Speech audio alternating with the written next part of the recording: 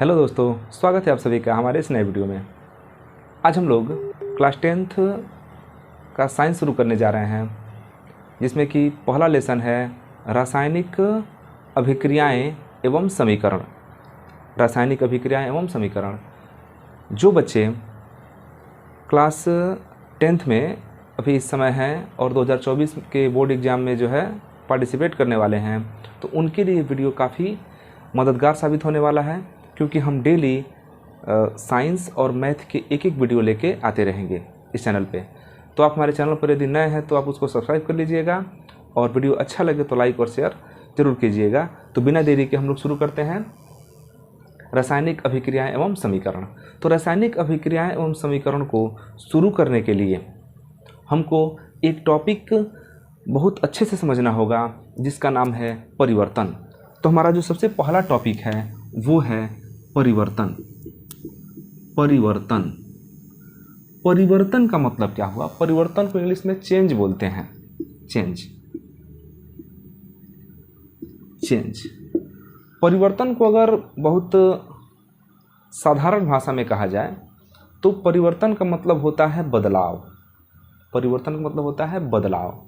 जैसे किसी एक पदार्थ का दूसरे पदार्थ में बदल जाना ही क्या कहलाता है? परिवर्तन। जैसे दूध का दही में कन्वर्ट हो जाना, दूध का दही में बदल जाना परिवर्तन है। कागज़ को हम जला दिए, कागज़ राख में बदल गया, क्या है? परिवर्तन है। लोहे को फेंक दिए, ऐसे बाहर खुले में फेंक दिए, लोहे में जंग लग गया तो क्या हुआ? परिवर्तन हुआ। ठीक है। पानी को हम क्या किए? फ्रिज में रख दिए और पानी बहुत ठंडा होके बर्फ़ जम गया, क्या हुआ? परिवर्तन हुआ। तो हमारे दैनिक जीवन में बहुत सारी ऐसी घटनाएं होती हैं जिसमें ये परिवर्तन हमको देखने के लिए मिलता है, बदलाव हम लोगों को देखने के लिए मिलता है। जैसे और अगर जिंदा उदाहरण देखें, मान लीजिए हाथ पर जो है आग गिर गया, आग, और हमारा हाथ वहाँ जल जाता है, क्या हुआ? परिवर्तन हुआ, बदलाव हुआ। जो हमारी स्किन है उसका कलर चेंज हो जाता है, तो बदलाव होता है। तो बदलाव को ही हम यहाँ पर क्या बोल रहे हैं? परिवर्तन। तो ये बहुत सारी घटनाएं हैं जो हमारे दैनिक जीवन में होती रहती हैं, परिवर्तन की घटनाएं। तो ये जो परिवर्तन है, इसको साइंस की भाषा में, विज्ञान की भाषा में कहते हैं कि ये जो परिवर्तन है दो प्रकार का होता है। साइंस के हिसाब से देखें तो परिवर्तन कितने तरह का होता है? दो तरह का होता है। हम परिवर्तन इसलिए समझा रहे हैं क्योंकि हमारा जो लेसन का नाम ही है रासायनिक अभिक्रियाएं एवं समीकरण। तो रासायनिक अभिक्रिया को, समीकरण को समझने के लिए आपको जानना पड़ेगा कि परिवर्तन क्या है, परिवर्तन किसे कहते हैं, यह कितने प्रकार का होता है। तो हम बहुत ही बेसिक से आपको समझाने का प्रयास कर रहे हैं। हमारा ये मानना है कि आपको क्लास 10th का साइंस बिल्कुल ही नहीं आता है और आपने 9th में भी साइंस नहीं पढ़ा है, तो हम बिल्कुल जीरो लेवल से आपको समझाने का प्रयास कर रहे हैं, ताकि आप आगामी बोर्ड परीक्षा में अच्छा से अच्छा नंबर ले आएँ। ठीक है। तो आप परिवर्तन समझिए। तो परिवर्तन का आप अर्थ समझ गए कि परिवर्तन क्या है? बदलाव है। एक पदार्थ का दूसरे पदार्थ में बदल जाना ही क्या कहलाता है? परिवर्तन कहलाता है। ठीक है। अब विज्ञान कहता है कि परिवर्तन दो प्रकार के होते हैं। विज्ञान के अनुसार परिवर्तन दो प्रकार का होता है। जो पहला है उसको हम बोलते हैं भौतिक परिवर्तन। भौतिक परिवर्तन, फिजिकल चेंज। भौतिक परिवर्तन, इसको इंग्लिश में क्या बोलते हैं? फिजिकल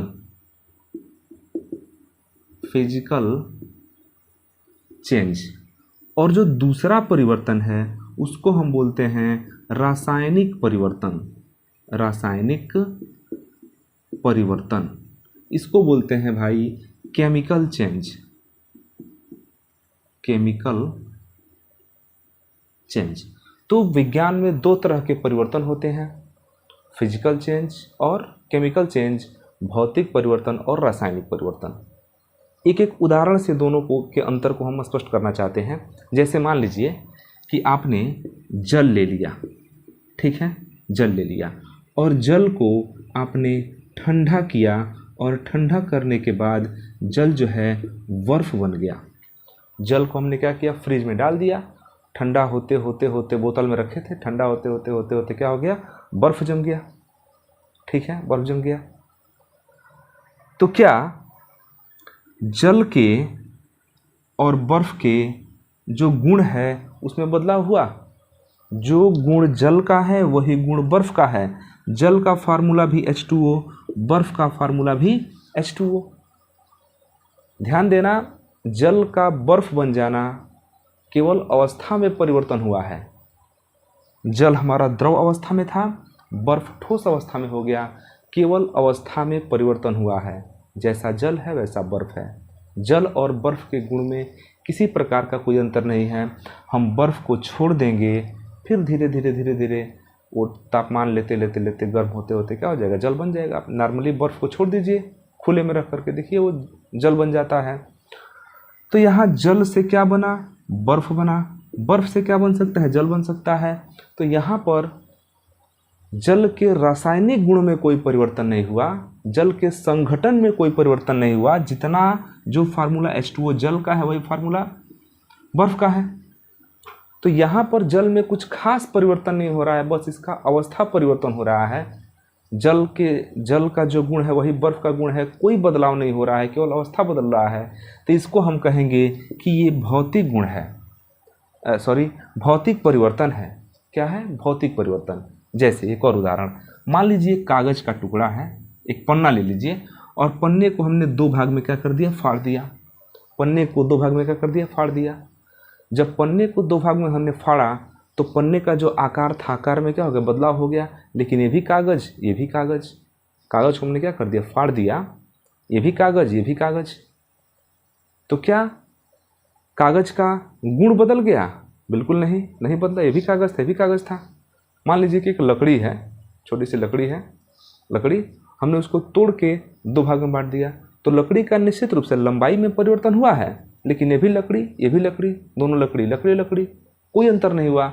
तो ये जो परिवर्तन है, लंबाई में परिवर्तन हुआ या इसके ठोस अवस्था से द्रव अवस्था से ठोस अवस्था में बदल गया, या हम लोग का जो कागज का टुकड़ा था ये एक भाग से दो भाग में हो गया। इस तरह के जो परिवर्तन होते हैं इसको हम बोलते हैं भौतिक परिवर्तन। तो भौतिक परिवर्तन क्या है? तो भौतिक परिवर्तन वह परिवर्तन है जिसमें पदार्थ के जो मुख्य गुण है, रासायनिक गुण है, रासायनिक संघटन है, उसमें किसी तरह का कोई बदलाव नहीं होता है। दोनों एक ही पदार्थ हैं, अलग अलग होने के बाद, टूटने के बाद, बंट जाने के बाद भी दोनों पदार्थ एक ही हैं, उनमें किसी तरह का कोई परिवर्तन नहीं हुआ। तो उसको हम कहेंगे कि कौन सा परिवर्तन है, वो भौतिक परिवर्तन है। लेकिन अगर मान लीजिए कि उसी कागज़ को हम जला देते हैं, उसी कागज़ को हम क्या करते हैं, जला देते हैं, तो कागज़ जल करके राख में कन्वर्ट हो गया। तो अब एक राख बना, पहले क्या था, कागज़ था। तो राख और कागज़ का गुण क्या हो गया, अलग अलग हो गया। राख पर हम लिख सकते हैं, कागज़ पर लिख सकते हैं, राख पर नहीं लिख सकते हैं। कागज़ अलग हो गया, राख अलग हो गया, दोनों का गुण क्या हो गया, बदल गया। लकड़ी है, लकड़ी को हम दो टुकड़े में क्या कर दिए, काट दिए। दोनों का दोनों टुकड़ा क्या है, लकड़ी है। लेकिन एक लकड़ी को अगर जला दिया गया तो उसका राख बन गया। अब राख और लकड़ी दोनों एक नहीं है, दोनों के जो संगठन है उनमें क्या है, अंतर हो गया। तो लकड़ी से राख का बन जाना रासायनिक परिवर्तन है, लेकिन लकड़ी का दो टुकड़ों में कट जाना भौतिक परिवर्तन है। जैसे दूध से दही का जमना, दूध से दही का जमना, तो दूध का गुण अलग है, दही का गुण अलग है। दूध टेस्ट में कुछ और लगता है, दही टेस्ट में कुछ और लगता है। दोनों के गुणों में क्या है, बिल्कुल अंतर है। तो दूध से दही का जमना परिवर्तन तो है, लेकिन भौतिक परिवर्तन नहीं है, क्योंकि यहाँ पर गुण ही बदल गया, गुण बदल गया। दूध का गुण अलग है, दही का गुण अलग है, तो यहाँ पर गुण बदल रहा है, इसलिए इस परिवर्तन को हम रासायनिक परिवर्तन बोलते हैं। एक और उदाहरण, लोहे में जंग लगना, लोहे में जंग लगना। लोहा मान लीजिए कि फ्रेश लोहा है तो वो कुछ अलग उसके गुण है, और वही लोहा, उसी लोहे में जब जंग पकड़ लेता है तो जो लोहा होता है वो कमज़ोर हो जाता है, उसकी मजबूती क्या हो जाती है, कम हो जाती है, उसका वेट क्या होता है, बढ़ जाता है। तो लोहे में जो जंग लगना है ये परिवर्तन तो है, लेकिन ये परिवर्तन किस तरह का परिवर्तन है, ये रासायनिक परिवर्तन है। और जल का बर्फ में बदल जाना भौतिक परिवर्तन है। तो उम्मीद है कि आप परिवर्तन समझ गए होंगे कि भौतिक परिवर्तन क्या है और रासायनिक परिवर्तन क्या है। तो लकड़ी को 2 टुकड़ों में काट देना भौतिक परिवर्तन है, लेकिन उसको जला देना रासायनिक परिवर्तन। दूध मान लीजिए 1 लीटर है, 1 लीटर दूध को आधा लीटर बांट दिए, भौतिक परिवर्तन। लेकिन दूध का दही जमा दिए, रासायनिक परिवर्तन। तो भौतिक परिवर्तन में क्या होता है ना कि उस पदार्थ का गुण नहीं बदलता है। पहले अवस्था में वही गुण रहेगा, दूसरे अवस्था में भी वही गुण रहेगा। लेकिन रासायनिक परिवर्तन में पदार्थ का गुण क्या होता है, बदल जाता है। आप चावल ले लीजिए, चावल, और चावल से बनाइए भात। चावल लीजिए, चावल से बनाइए भात।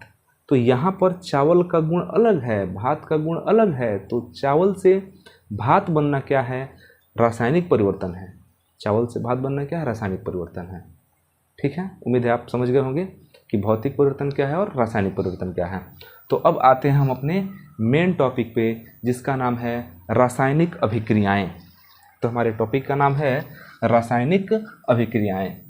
अब हम समझते हैं कि रासायनिक अभिक्रियाएं किसे कहते हैं। ठीक है, ध्यान से समझिएगा। रासायनिक अभिक्रियाएं,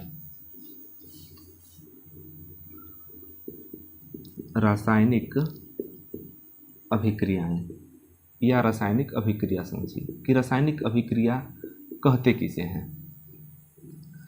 आपने देखा होगा अपने दैनिक जीवन में कि कभी कभी हम एक पदार्थ को दूसरे पदार्थ में मिलाते हैं तो हमको एक तीसरा पदार्थ मिल जाता है। कभी कभी हम एक पदार्थ दूसरे पदार्थ को आपस में क्या करते हैं, मिलाते हैं, तो आपस में मिल करके एक नया पदार्थ बनता है। ऐसा होता है। जैसे एक बहुत सिंपल हम उदाहरण ले रहे हैं, आपके दैनिक जीवन में बहुत बार प्रयोग किया होगा। दूध ले लीजिए, ठीक है, दूध प्लस जोरन, दूध प्लस जोरन बराबर, बराबर नहीं, तीर मारिए, दूध प्लस जोरन बराबर दही। तो दूध में क्या डाल दिए, जोरन डाल दिए, बन गया दही। तो यहाँ पर दूध एक पदार्थ है, जोरन दूसरा पदार्थ है, दोनों पदार्थ मिला, रात भर अभिक्रिया हुआ, और रात भर अभिक्रिया होने के बाद क्या तैयार हो गया, सुबह सुबह दही तैयार हो गया, एकदम फ्रेश। तो यहाँ पर 2 पदार्थ मिल करके एक नए पदार्थ का निर्माण कर रहे हैं। 2 पदार्थ मिल करके एक नए पदार्थ का निर्माण कर रहे हैं, तो हम कहेंगे कि यहाँ पर क्या हो रहा है, तो यहाँ पर रासायनिक अभिक्रिया हो रहा है। तो परिभाषा दिया जाता है रासायनिक अभिक्रिया का कि जब 2 या 2 से अधिक पदार्थ आपस में मिल करके, या ऐसे कह सकते हैं कि 2 या 2 से अधिक पदार्थ परस्पर क्रिया करके जब एक नए पदार्थ का निर्माण करते हैं, जब एक नए पदार्थ का निर्माण करते हैं जिस पदार्थ का गुण इन दोनों पदार्थों के गुणों से क्या होता है, भिन्न होता है, तो हम कहते हैं कि ये क्या हुआ है, तो ये रासायनिक अभिक्रिया हुआ है। ये बहुत हमने मतलब एक तरह से कहें तो देसी उदाहरण लिया है। अब इसको परीक्षा में नहीं लिखेंगे कि दूध प्लस जोरन बराबर दही, ये सब नहीं लिखा जाता है। देखिए, जब 2 या 2 से अधिक पदार्थ मिल करके एक नए तीसरे पदार्थ का निर्माण करते हैं जिसका रासायनिक गुण, भौतिक गुण इन दोनों पदार्थों के गुणों से क्या हो, भिन्न हो, तो उसको हम कहेंगे कि वहाँ पर रासायनिक अभिक्रिया हुआ है। जैसे उदाहरण ले लीजिए, जैसे आप लेते हैं NaOH, इसका नाम है सोडियम हाइड्रोक्साइड। इसका नाम क्या है, सोडियम हाइड्रोक्साइड, एक रासायनिक पदार्थ है सोडियम हाइड्रोक्साइड। जब हम सोडियम हाइड्रोक्साइड की क्रिया तनु HCl, इसको बोलते हैं हाइड्रोक्लोरिक अम्ल। अब इतना थोड़ा तो आपको ध्यान देना ही पड़ेगा कि ये सोडियम हाइड्रोक्साइड है। ये देखिए, सोडियम, ऑक्सीजन, हाइड्रोजन। तो सोडियम हाइड्रोक्साइड में क्या मिला दिए, हम मिला दिए हाइड्रोक्लोरिक अम्ल। इसका नाम क्या है, हाइड्रोक्लोरिक अम्ल, HCl, हाइड्रोजन और क्लोरीन। तो जब हम सोडियम हाइड्रोक्साइड में हाइड्रोक्लोरिक अम्ल मिला दिए तो यहाँ पर होता क्या है कि ये दोनों आपस में क्रिया करता है। ठीक है, आपस में दोनों में क्या करेगा, क्रिया होगा, और इसका जो Na है वो इसके Cl को लेके और बना देगा NaCl। क्या बनाएगा दोस्तों, NaCl। और जो इसका OH है वह OH इस H के साथ, तो H और H H2 और यह O दोनों मिलकर क्या बना देगा H2O। ठीक है, NaOH प्लस HCl आपस में मिलकर क्रिया करके क्या बनाते हैं, तो Na और Cl मिलके NaCl बनाता है और प्लस यह H और यहाँ का OH ये दोनों आपस में मिलकर के बनाते हैं H2O। एक H यहाँ है, एक H यहाँ है। तो यहाँ पर देखिएगा हम जो मिलाए हैं यह पदार्थ दोनों अलग अलग पदार्थ हैं और दोनों अलग अलग पदार्थ मिलके एक तीसरा अलग पदार्थ बना दिए। यह मिलकर के यह दोनों पदार्थ बनाए हैं NaOH और HCl मिलकर क्या बनाया है NaCl और H2O। इसको बोलते हैं नमक। ये क्या है, ये नमक है। इसको बोलते हैं सोडियम क्लोराइड और प्लस जल। अब आपको यहाँ देखना ये है कि जो सोडियम क्लोराइड है उसका जो गुण है, सोडियम क्लोराइड का जो NaCl का गुण है वो ना तो NaOH से मिलता है ना ही HCl से मिलता है। तो यहाँ पर जो नया पदार्थ बन रहा है उसका गुण ना तो NaOH से मिल रहा है और ना ही HCl से मिल रहा है, ना NaOH से ना HCl से। ये बिल्कुल नया पदार्थ बना। उसी तरह एक नया पदार्थ बन रहा है H2O ना तो उसका गुण HCl से मिलता है ना तो उसका गुण NaOH मतलब सोडियम हाइड्रोक्साइड से मिलता है। तो यहाँ पर जो दो नए नए पदार्थ बन रहे हैं इनके जो गुण हैं वो ना तो आपके इस वाले पदार्थ से मिल रहे हैं ना इस वाले पदार्थ से मिल रहे हैं। इसका जो गुण है वो नया गुण है, जिससे मिलकर बना है उसके जैसा गुण इसका नहीं है, बल्कि नया गुण इसमें आ रहा है। ये नया पदार्थ बन रहा है। तो अब हम कहेंगे कि ये क्या है, यहाँ रासायनिक अभिक्रिया हुआ है। ठीक है, तो डेफिनेशन क्या लिखा जाएगा कि जब दो या दो से अधिक पदार्थ परस्पर क्रिया करके एक नए पदार्थ का निर्माण करते हैं जिनका गुण इन जो अवयवी पदार्थ हैं इनके गुणों से भिन्न होता है, तो इस क्रिया को रासायनिक अभिक्रिया कहते हैं। ठीक है, ये परिभाषा हो गया। अब अगर हम कहें कि रासायनिक अभिक्रिया की पहचान क्या है भाई, कि रासायनिक अभिक्रिया हो रहा है तो आखिर इसकी पहचान क्या है। ठीक है, रासायनिक अभिक्रिया की क्या पहचान है। तो अगर हम रासायनिक अभिक्रिया की पहचान की बात करें कि रासायनिक अभिक्रिया की क्या क्या पहचान है, तो सबसे जो पहला पहचान है वो है रंग में परिवर्तन। सबसे पहला पहचान क्या है, रंग में परिवर्तन। तो अगर कहीं पर किसी क्रिया के दौरान रंग में परिवर्तन होता है तो हम कहेंगे कि वहाँ पर क्या हुआ है, रासायनिक अभिक्रिया हुआ है। ठीक है, तो रासायनिक अभिक्रिया का सबसे पहला पहचान क्या है। कहीं पर आप लैब में मान लीजिए प्रयोग कर रहे हैं या कोई काम कर रहे हैं और वहाँ पर कलर अगर चेंज हो रहा है, रंग में परिवर्तन हो रहा है, तो निश्चित रूप से वहाँ रासायनिक अभिक्रिया हो सकता है। तो सबसे पहला पहचान क्या है, रंग में परिवर्तन। दूसरा है अवस्था में परिवर्तन। दूसरा इसका पहचान है अवस्था में परिवर्तन। ध्यान दीजिएगा, अवस्था में परिवर्तन का मतलब क्या है कि ये ठोस से द्रव हो सकता है, द्रव से गैस हो सकता है, गैस से कोलाइड हो सकता है, कोलाइड से प्लाज्मा हो सकता है, मतलब कि अवस्था में परिवर्तन। तो याद रखना है बिल्कुल, ये परीक्षा में पूछा जाता है कि रंग में परिवर्तन, अवस्था में परिवर्तन, मतलब कि रासायनिक अभिक्रिया के होने की क्या पहचान है।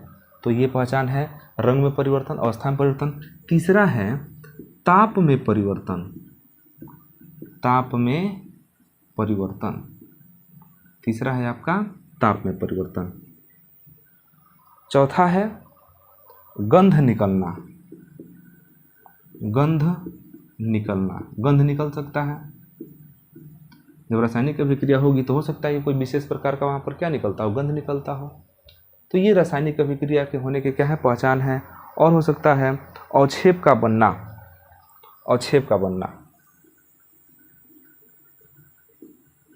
अवक्षेप का बनना, अवक्षेप को हम झाग कह सकते हैं, झाग बनना।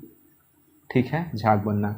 गंध निकलना या यहाँ पर कह सकते हैं गैस का निकलना, गैस का निकलना। ध्यान दीजिएगा, गैस का निकलना। तो ये जो 5 है, ये 5 रासायनिक अभिक्रिया के होने के पहचान है कि हम रासायनिक अभिक्रिया की पहचान कैसे कर सकते हैं। तो रासायनिक अभिक्रिया के क्या क्या पहचान है? रंग में परिवर्तन, अवस्था में परिवर्तन, ताप में परिवर्तन, गंध निकलना मतलब महकना या बदबू करना, या कोई गैस का निकलना, तो और अवक्षेप बनना। तो ये 5 जो है रासायनिक अभिक्रिया को होने के पहचान है। ठीक है, अब हम समझते हैं कि इन रासायनिक अभिक्रियाओं को हम प्रदर्शित कैसे करेंगे। ठीक है, रासायनिक अभिक्रिया को प्रदर्शित कैसे करेंगे? तो ध्यान दीजिएगा, रासायनिक अभिक्रिया को प्रदर्शित करने के लिए हम रासायनिक समीकरण का उपयोग करते हैं। रासायनिक समीकरण, ध्यान दीजिएगा, रासायनिक समीकरण क्या है? रासायनिक समीकरण क्लास 9th में आप लोग पढ़े होंगे, क्लास 9th में संकेत के बारे में, जैसे Ca कैल्शियम, Ca क्या है? कैल्शियम है, और इसी में O ऑक्सीजन, क्या हो गया? Calcium oxygen. तो CaO जो फॉर्मूला है ये है कली चूना का, कली चूना। ठीक है, कली चूना जो बोरा में पैक करके आता है, कली चूना। CaO जिसको बोलते हैं कैल्शियम ऑक्साइड, इसका नाम क्या है? Calcium oxide. कैल्शियम ऑक्साइड क्या है? जैसे जो लोग सुरती खाते हैं ना, खैनी, तो खैनी खाते हैं तो वो जो चूना आप देखे होंगे तो वो पानी में भिगोया गया रहता है, पानी में भिगोया गया रहता है। तो पानी में डायरेक्टली मार्केट में पानी में भिगो के थोड़ी मिलता है, पहले वो बोरा में पैक करके आता है। उसके बाद से जो सुरती बेचने वाले हैं वो क्या करते हैं कि 1 किलो 2 किलो खरीद के लेके पानी में भिगो देते हैं, और भिगोने के बाद तब उसको देते हैं सुरती के साथ, उसको मिला के और सुरती खाया जाता है। तो सुरती में जो खाने वाला चूना है तो वो भिगोने से पहले क्या था? कली चूना था। और कली चूना का सूत्र होता है CaO, सूत्र है कली चूना का सूत्र क्या होता है? CaO। जब उस कली चूना में हम पानी डालते हैं, जब उस कली चूना में क्या डालते हैं? पानी डालते हैं, तो पानी के डाल देने से चूना जो है पूरा खदकने लगता है, पूरा उबलने लगता है, पानी उबल जाता है, और उबलने के बाद धीरे धीरे धीरे धीरे धीरे धीरे पानी क्या होता है? ठंडा हो जाता है। और अब जो है उस चूना में पानी क्या हो गया है? मिल गया है। तो अब बना है वो CaOH का होल ट्वाइस। इसको बोलते हैं बूझा चूना, बूझा चूना, और इसको बोलते हैं कली चूना। इसको बोलते हैं कैल्शियम हाइड्रोक्साइड, और इसको बोलते हैं कैल्शियम ऑक्साइड, और ये आपका क्या है? जल है। ठीक है, तो जब हम कली चूना में जल डाल देते हैं तो वो चूना कैसा होता है? बूझ जाता है। मतलब कि जब मार्केट से खरीद के चूना ले आइए डायरेक्ट, और उस चूना में पानी डाल दीजिए, और पानी डाल देंगे तो पानी में मिल करके बूझा चूना बन जाएगा, और उस बूझा चूना को सुरती में लाइए और आराम से खा के मस्त हो जाइए। तो यहाँ पर जो बूझा चूना बनाने जो बना है वो कली चूना और जल के मिलने से बना है। तो यहाँ पर जब कली चूना में जल मिलता है तो रासायनिक अभिक्रिया होता है, और उस रासायनिक अभिक्रिया के होने के बाद मिलता है बूझा चूना। तो इस रासायनिक अभिक्रिया को हम दिखाएंगे कैसे, प्रदर्शित कैसे करेंगे? तो रासायनिक अभिक्रिया को प्रदर्शित करने के लिए हम रासायनिक पदार्थों को सूत्रों और संकेतों के माध्यम से प्रदर्शित करते हैं। रासायनिक अभिक्रिया के दौरान जो भी पदार्थ प्रयोग में लिए जाते हैं, हम उन पदार्थों के यौगिकों के सूत्रों और संकेतों के द्वारा रासायनिक अभिक्रिया को प्रदर्शित करते हैं। जैसे यहाँ पर हमको बूझा चूना का रासायनिक अभिक्रिया प्रदर्शित करना था कि बूझा चूना कैसे बनता है। तो कली चूना में जब जल हम मिलाते हैं, कली चूना का सूत्र होता है CaO। ठीक है, ये सूत्र क्या? संकेत। सूत्र मतलब क्या समझ रहे हैं? संकेत। कली चूना को सांकेतिक रूप में हम कैसे लिखते हैं? CaO। तो इस कली चूना में जल मिलाते हैं, जल का संकेत क्या है? संकेत मतलब सूत्र H2O। तो यहाँ पर इस रिएक्शन से हमको ये पता चल रहा है कि कली चूना में जब जल मिलाए हैं तो बूझा चूना मिला है। तो रासायनिक समीकरण क्या है? तो रासायनिक समीकरण जो है रासायनिक अभिक्रियाओं को सांकेतिक रूप से रासायनिक अभिक्रियाओं को सांकेतिक रूप से प्रदर्शित करने की जो विधि है, इस विधि को हम बोलते हैं रासायनिक समीकरण। तो ये रासायनिक अभिक्रिया का प्रदर्शन संकेत के रूप में हुआ है। किस संकेत के रूप में हुआ है? तो पदार्थों के सूत्रों, देख रहे हैं ये सूत्र, और संकेतों के रूप में। तो बहुत सिंपल लैंग्वेज में आप समझ लीजिए कि रासायनिक अभिक्रिया का संकेतों के रूप में जो प्रदर्शन है, उस प्रदर्शन करने की विधि को, लिखने की विधि को हम क्या बोलते हैं? रासायनिक समीकरण बोलते हैं। तो ये जो हमने लिखा है ये एक रासायनिक समीकरण है। रासायनिक समीकरण के कुछ लाभ भी हैं। रासायनिक समीकरण के क्या है? कुछ लाभ है। जैसे आप एक और चीज़ समझ सकते हैं यहाँ पर, और भी बहुत सारे रिएक्शन हो सकते हैं, तमाम रिएक्शन हैं। जैसे मान लीजिए कि कार्बन प्लस ऑक्सीजन मिलकर बना दिया कार्बन डाइऑक्साइड, कार्बन ऑक्सीजन मिलकर बना दिया कार्बन डाइऑक्साइड बना दिया। कॉपर प्लस फेरस सल्फेट मिलकर बना दिया CuSO, कॉपर नहीं जिंक ले लीजिए, जिंक फेरस सल्फेट मिलकर बनाया जिंक सल्फेट प्लस फेरस। तो ये जो भी हम लिख रहे हैं क्या है? रासायनिक समीकरण है। रासायनिक समीकरण से हमको फ़ायदा क्या है कि रासायनिक समीकरण से हम किसी रासायनिक अभिक्रिया को प्रदर्शित कर सकते हैं कि उस रासायनिक अभिक्रिया में कौन कौन से पदार्थ मिलाए गए हैं और वहाँ से कौन कौन सा पदार्थ प्राप्त हुआ है, कौन कौन सा पदार्थ बना है। ठीक है, रासायनिक अभिक्रिया से इसकी पहचान हो जाती है। रासायनिक अभिक्रिया में जिन पदार्थों को आपस में मिलाते हैं उनको हम बोलते हैं अभिकारक। उनको हम क्या बोलते हैं? अभिकारक। रासायनिक अभिक्रिया में जिन पदार्थों को आपस में मिलाते हैं अभिक्रिया कराने के लिए, उनको बोलते हैं अभिकारक। तो ये भी दोनों क्या हैं? इनको हम बोलेंगे कि ये क्या है? अभिकारक। यहाँ इनको हम कह सकते हैं अभिकारक। और इस रासायनिक अभिक्रिया के बाद जो बना है इसको हम बोलते हैं उत्पाद। ये क्या है? उत्पाद है।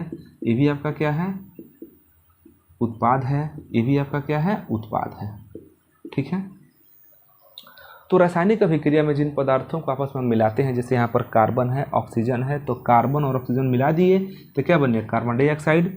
यहाँ पर जिंक में फेरस सल्फेट, आयरन सल्फेट इसको पढ़ सकते हैं। जिंक में जब फेरस सल्फेट मिलाते हैं तो जिंक क्या करता है कि फेरस को हटा देता है और अब खुद वहाँ पर आ जाता है, तो जिंक सल्फेट बन जाता है और आयरन अलग हो जाता है। तो ये अभिकारक हैं और इनको हम क्या बोलेंगे? उत्पाद बोलेंगे। ठीक है, तो रासायनिक अभिक्रिया से एक लाभ ये है कि रासायनिक अभिक्रिया में कौन कौन से पदार्थ भाग ले रहे हैं और कौन सा पदार्थ हमको उत्पाद के रूप में मिल रहा है, इसकी जानकारी मिल जाती है। लेकिन इसकी कुछ कमियां भी हैं। हम रासायनिक अभिक्रिया से ये नहीं समझ पाते हैं कि कौन सा पदार्थ कितना मात्रा में लिया गया है, कौन सा पदार्थ कितना मात्रा में लिया गया है, ये रासायनिक अभिक्रिया को देख करके नहीं बताया जा सकता। जैसे इसमें कितना चूना लिए हैं, कितना जल लिए हैं, इसकी मात्रा की जानकारी हमको नहीं है। यहाँ पर इसको गर्म किया जा रहा है कि ठंडा किया जा रहा है, ये भी जानकारी हमको नहीं है। तो किसी पदार्थ की कितनी मात्रा है और रासायनिक अभिक्रिया के दौरान उसको गर्म किया जा रहा है कि ठंडा किया जा रहा है, इसकी जानकारी नहीं मिल पाती है। इसके अलावा जो मिल रहा है वो ठोस है कि द्रव है कि गैस है, क्या है, इसकी जानकारी भी नहीं मिल पाती है। जो हम मिला रहे हैं आपस में, जिनको क्रिया कराने जा रहे हैं, ये ठोस है कि द्रव है कि गैस है, इसकी जानकारी नहीं मिल पाती है। उसको नीचे लिखना पड़ता है। अगर लिखा नहीं गया हो तो आप नहीं जान पाएंगे कि ठोस है कि द्रव है कि गैस है। ठीक है, इसके अलावा जब इन दोनों का आपस में क्रिया हो रहा है तो फाइनल प्रोडक्ट उत्पाद तो हम लोग को ही मिल रहा है, लेकिन इन दोनों की क्रिया के दौरान बीच में अगर कोई पदार्थ बन रहा है बीच में, तो फिर उसकी जानकारी नहीं मिल पाती है। तो रासायनिक अभिक्रिया के कुछ लाभ भी हैं और कुछ इसके नुकसान नहीं कहेंगे। रासायनिक अभिक्रिया से बहुत सारी चीज़ों का जानकारी हो जाता है और बहुत सारी चीज़ों की जानकारी नहीं हो पाती है। तो ये ध्यान में रखना है रासायनिक अभिक्रिया के बारे में कि रासायनिक अभिक्रिया को प्रदर्शित करने के लिए हम संकेतों का प्रयोग करते हैं। उन संकेतों को क्या बोलते हैं? रासायनिक समीकरण। तो किसी भी रासायनिक अभिक्रिया को हम रासायनिक समीकरण के द्वारा प्रदर्शित कर सकते हैं। तो वास्तव में रासायनिक अभिक्रिया जो होता है उसको जब हम रासायनिक समीकरण के द्वारा प्रदर्शित करते हैं तो हम लोगों को नहीं पता चल पाता है कि कौन कितना मात्रा में है और जो बन रहा है वो ठोस है, द्रव है या गैस है। तो इसकी बहुत ज़्यादा जानकारी नहीं हो पाती है। और कितना मात्रा लिए हैं, कितना मात्रा बन रहा है, इसकी जानकारी नहीं हो पाती है। हाँ, एक चीज़ ज़रूर पता चलता है कि कौन कौन सा पदार्थ लिए हैं और कौन कौन सा पदार्थ हमको मिल रहा है, इसकी जानकारी होती है। हम ये पदार्थ लिए हैं और हमको ये पदार्थ मिल रहा है। कितना ऊष्मा खर्च हो रहा है, इसकी जानकारी नहीं होती है। कितना मात्रा मिल रहा है, इसकी जानकारी नहीं होती है। बीच में कोई पदार्थ बन रहा है कि नहीं बन रहा है, इसकी जानकारी नहीं होती है। बीच में कौन उत्प्रेरक है, इसकी जानकारी नहीं मिल पाती है। तो बहुत सारी चीज़ों की जानकारी नहीं मिल पाती है। तो ये आपका हुआ रासायनिक समीकरण और रासायनिक अभिक्रिया। तो उम्मीद है कि ये वीडियो आपको पसंद आया होगा। तो फिर मिलते हैं अगले वीडियो में एक नए टॉपिक के साथ। तब तक के लिए धन्यवाद। जय हिंद।